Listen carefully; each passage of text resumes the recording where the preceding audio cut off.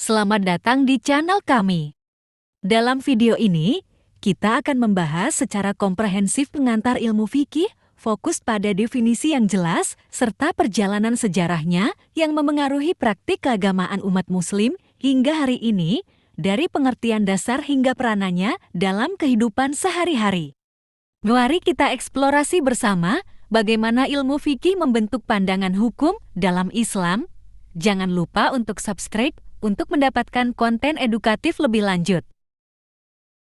1. Definisi ilmu fikih. Pengertian fikih.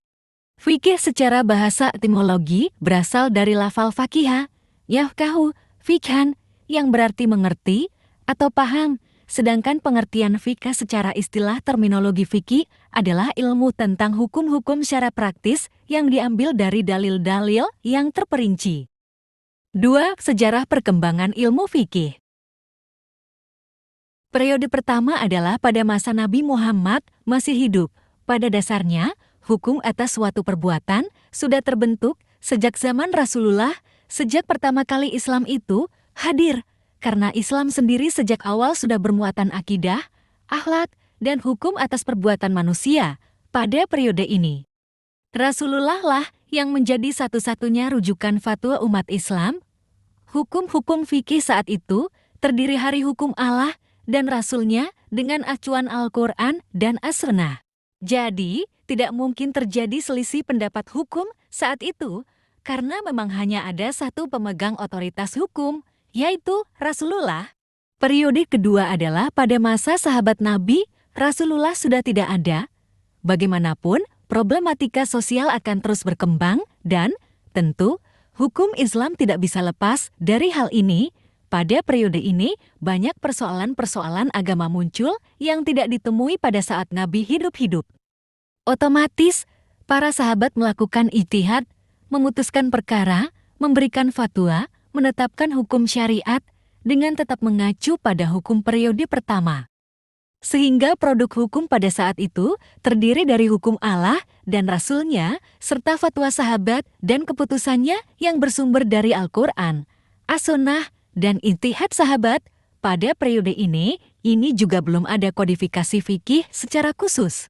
Periode ketiga, yaitu periode tabi'in, tabi-tabi'in, dan para imam mujtahid abad kedua dan ketiga Hijriyah. Pada periode ini, bukan hanya periodisasi yang menjadi faktor perkembangan hukum fikih semakin kompleks, tetapi juga karena semakin luasnya kekuasaan Islam dan banyaknya pemeluk Islam dari penjuru dunia dengan pluralitas sosiokultur dan geografis. Tentu, masalah yang dihadapi umat muslim, terutama para imam mujtahid, lebih serius.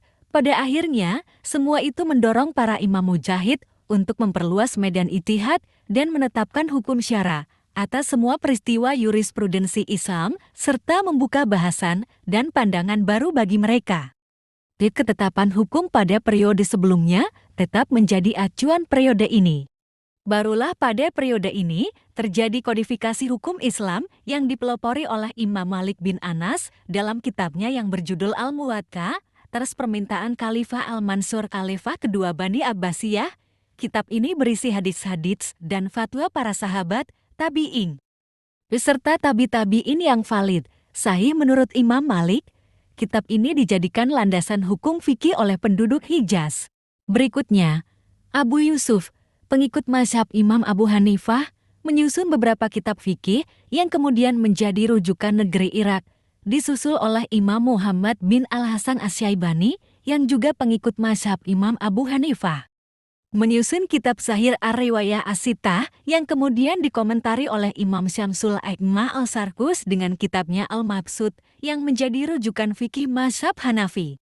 Setelah itu disusul oleh Muhammad bin Idris Asy-Syafi'i atau yang dikenal dengan Imam Syafi'i menulis kitab fikih yang diberi judul Al-Dim Sair. Kitab ini menjadi pijakan dalam fikih mazhab Syafi'i. 3. Penerapan ilmu fikih dalam kehidupan muslim. Dari segi ibadah, yaitu bagaimana hukum fikih memengaruhi praktik ibadah seperti salat, puasa, zakat, dan haji. Dari segi muamalah, yaitu penerapan fikih dalam masalah-masalah kehidupan sehari-hari seperti pernikahan, warisan, dan transaksi bisnis. Jangan lewatkan konten edukatif lebih lanjut dengan berlangganan channel kami. Like, komen, dan share. Bagikan video ini kepada teman dan keluarga yang mungkin tertarik, serta beritahu kami pendapat Anda melalui komentar. Mari bersama-sama memperdalam pemahaman kita tentang ilmu fikih dan bagaimana hal itu memengaruhi praktik keagamaan kita sehari-hari. Terima kasih telah bergabung dengan kami.